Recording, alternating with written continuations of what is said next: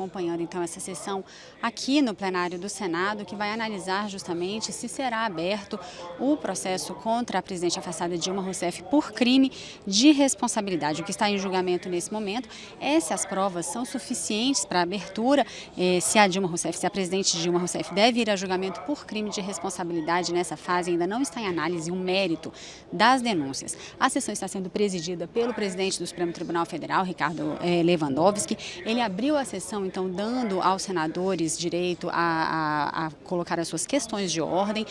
As questões de ordem são intercaladas com o direito do contraditório, ou seja, um senador que apresenta a questão de ordem é imediatamente sucedido por um que responde a essa questão de ordem também.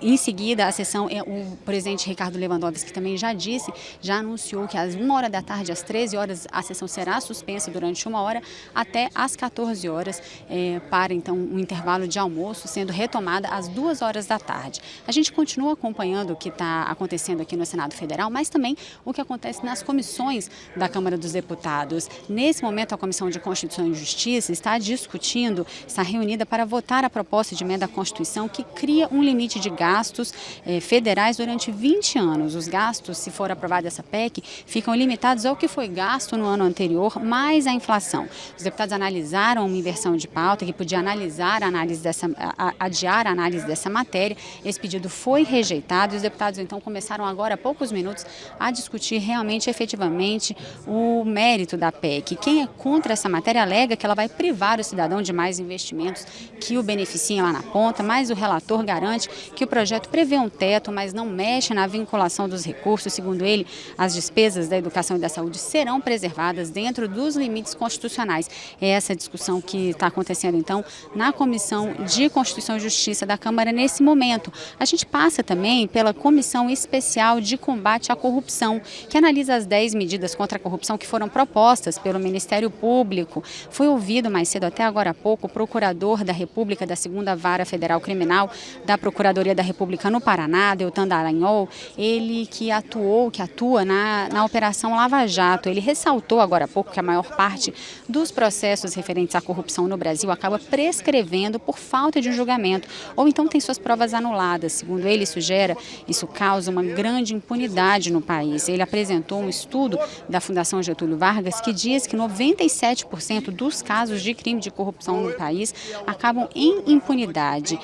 Como a gente disse, ele é coordenador da Força-Tarefa da Operação Lava Jato, que investiga esses crimes de corrupção na Petrobras. Segundo ele, só 3%, segundo esse estudo que ele apresentou, só 3% dos casos de corrupção no país recebem, então, efetiva punição. Aqui no Senado, a sessão continua, então, a previsão é de uma sessão que dure entre 20 e 30 horas, que se arrasta ao longo de todo o dia de hoje, ao longo de toda a madrugada, até amanhã, então, comandada pelo presidente do STF, Ricardo Lewandowski. Na sequência dessas questões de ordens que estão sendo apresentadas pelos senadores e respondidas por outros senadores também, o primeiro a falar na sequência disso será o relator do processo, o senador Antônio Anastasia.